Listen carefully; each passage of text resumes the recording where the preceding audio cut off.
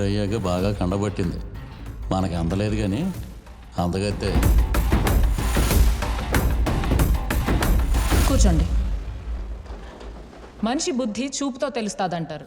ఆ చూపు సరిగ్గా లేకపోతే బుద్ధి గట్టిగా చెప్పాల్సి వస్తుంది. ఏంటిది? ఏదైనా ఉంటే డైరెక్ట్గా చెప్పాలి. అసలే నేను స్ట్రైట్ మనిషిని. ఇలాంటి వంకరలు నా చేత కావు.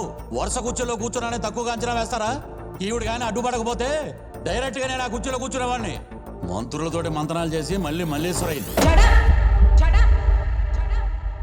ముందు ఆడవాళ్ళని గౌరవించడం నేర్చుకో.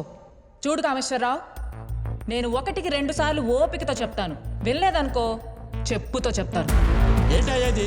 ప్రజాస్వామ్యం ఉందా? నాశనం అయిపోయిందా? ఒక సీనియర్ కార్పొరేటర్ని ఆఫ్టర్ ఆల్ ఒక మేయర్ చెప్పుతో కొడతానంటే సభ్యులు ఎవరో స్పందించరా?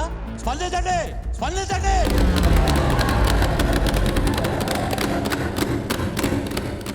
అర్థమైంది.